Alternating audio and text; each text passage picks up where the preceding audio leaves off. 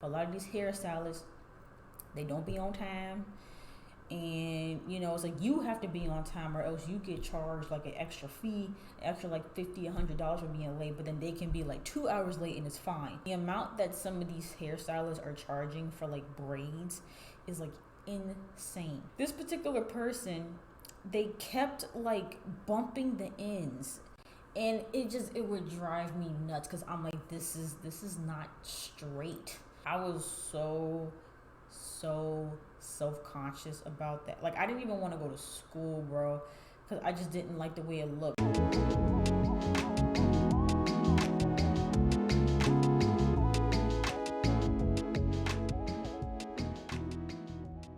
Hey guys, it's Bree. Welcome back to my channel. I'm back with another video. And so this video idea came about pretty randomly. But so you know how like on Facebook and Snapchat you get like memories of posts that you made like years ago.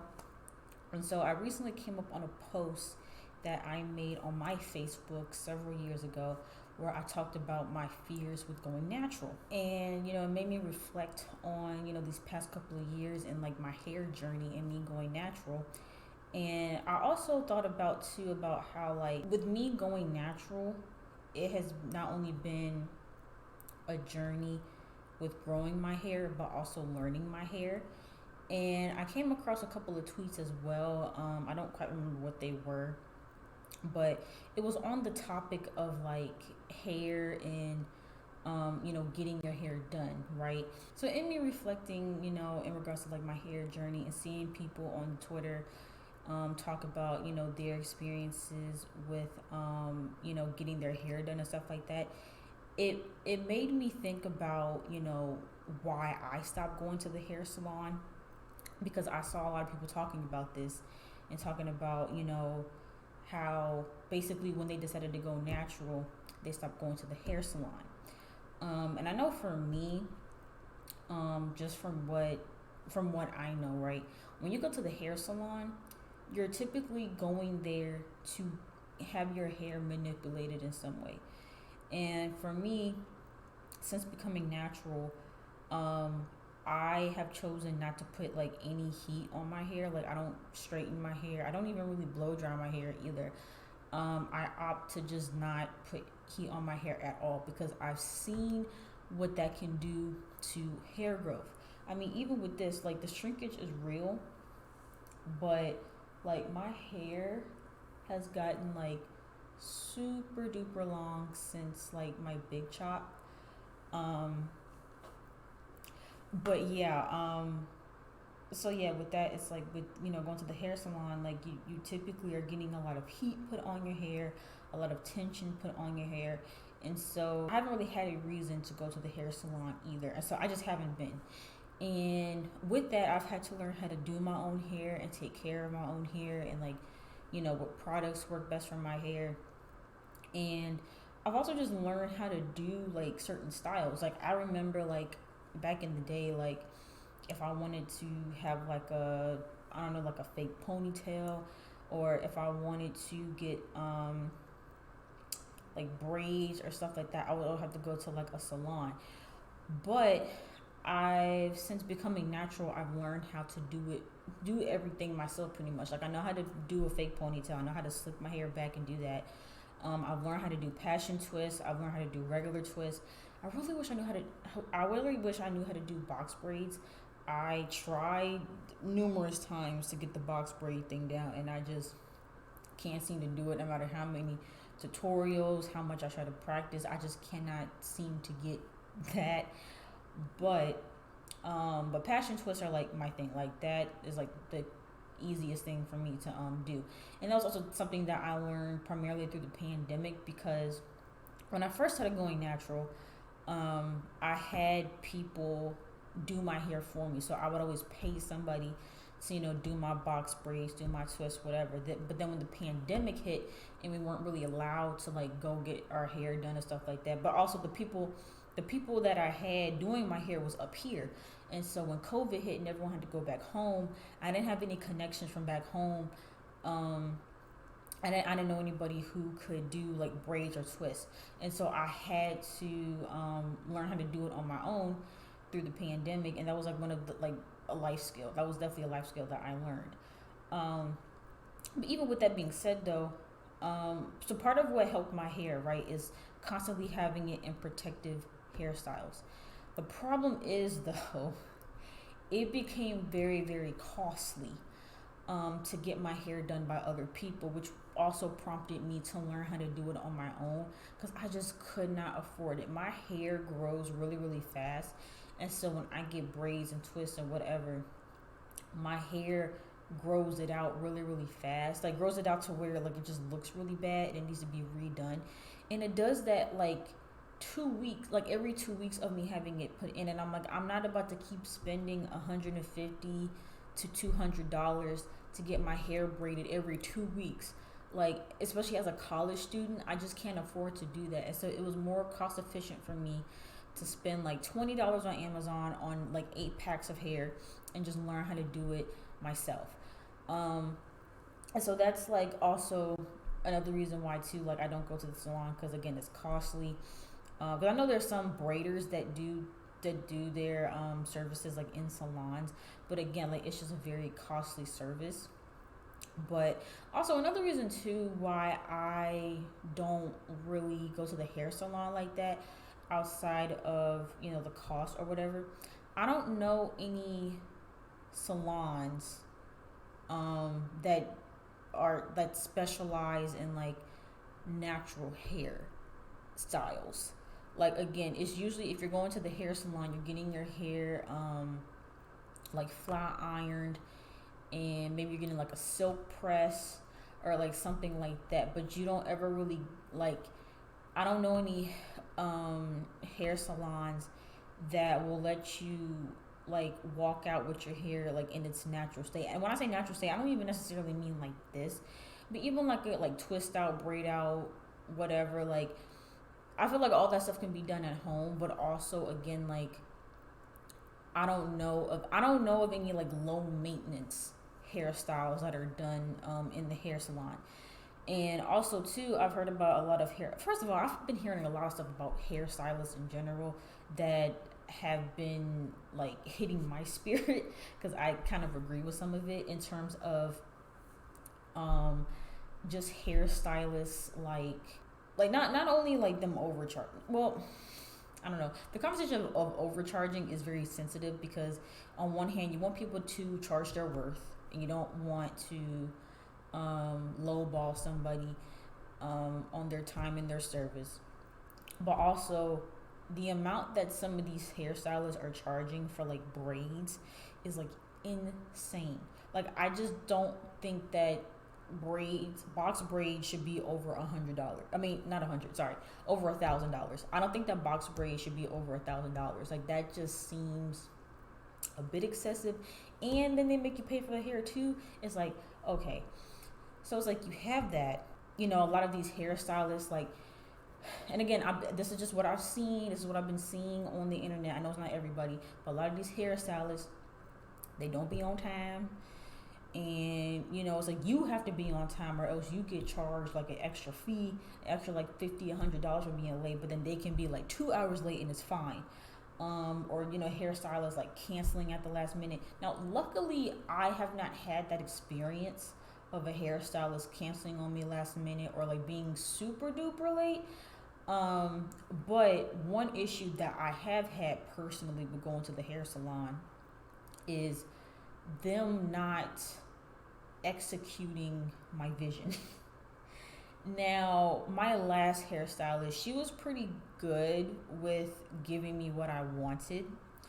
Um, but some of the ones I had like in the past and just like in general, like there's been a lot of instances where I've gone to the hair salon like excited to like get what I want to get, and then when I look in the mirror, it's like this is not what I asked for.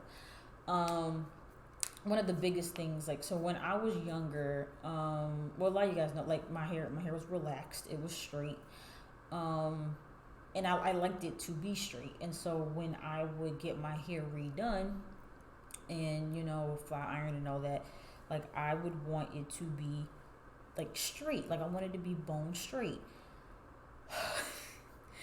This particular person, they kept like bumping the ends, and it would drive me nuts because I'm like, this is not straight.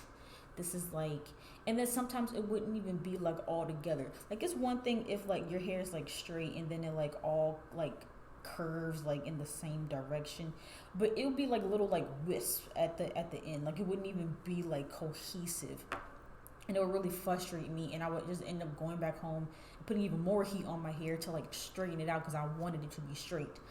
And then there was another instance where I went to somebody and I wanted a braided ponytail. This was the first time I ever did a braided ponytail, like cornrows going up and then like then the hair. And so I remember showing her a picture of it, and she was like, "Oh, do you want it like curly at the bottom?" And I'm like, "No, I just want it braided all the way down. I want it straight." And I showed her a picture of it. She was like, "Oh no, like that person has like little like waves at the bottom." And I'm like, I guess so, but like I want it straight.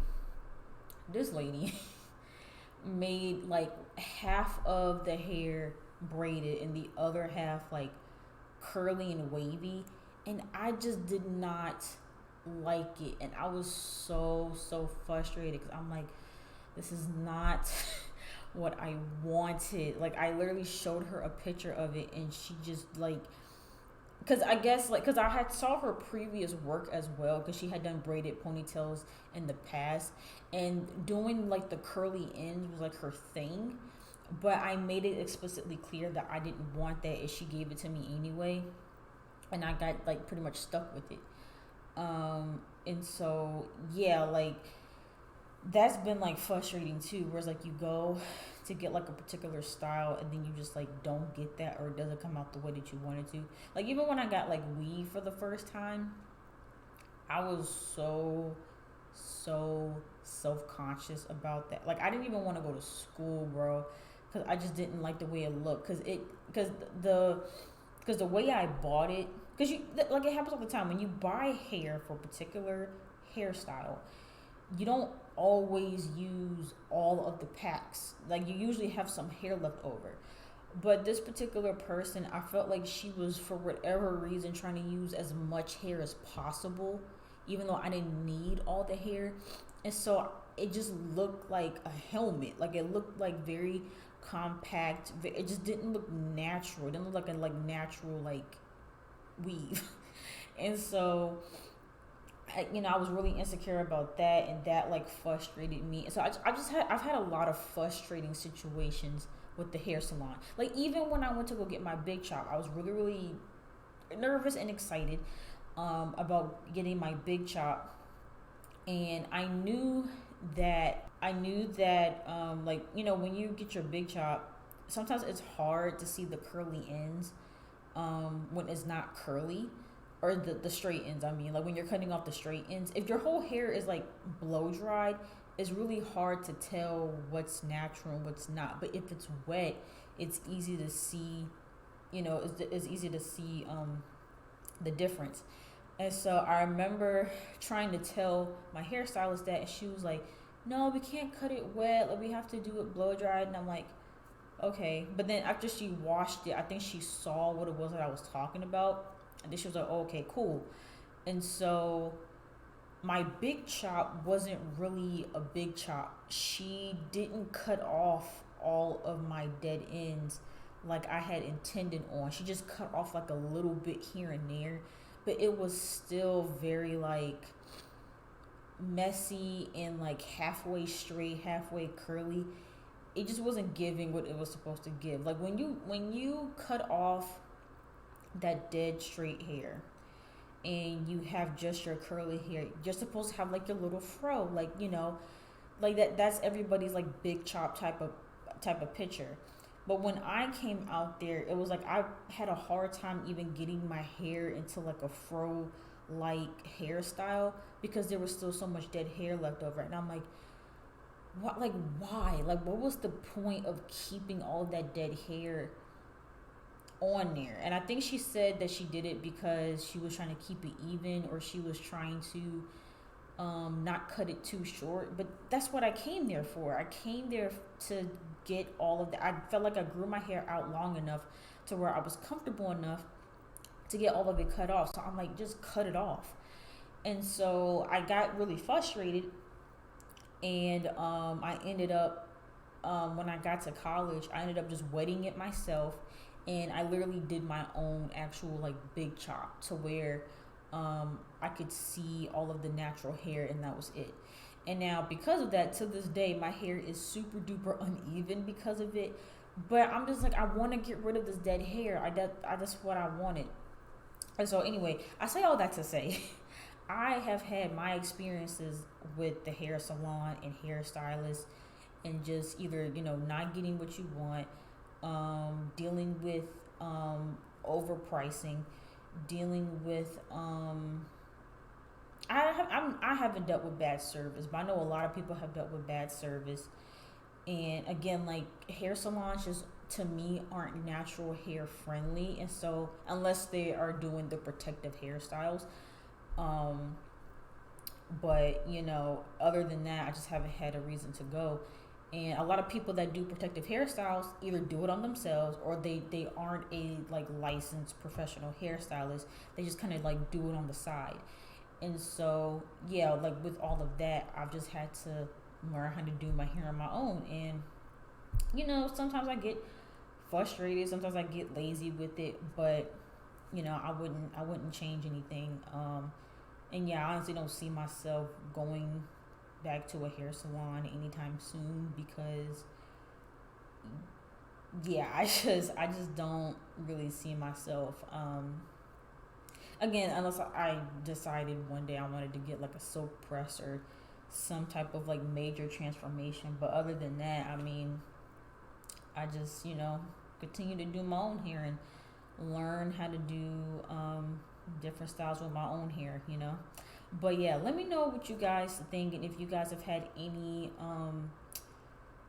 horror stories, or any like negative experiences with hairstylists or going to the hair salon.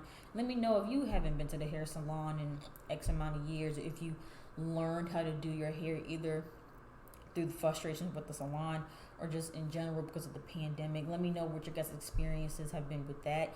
And if you guys enjoyed this video, make sure you guys give it a big thumbs up, and don't forget to subscribe to my channel, and I'll see you guys in the next video.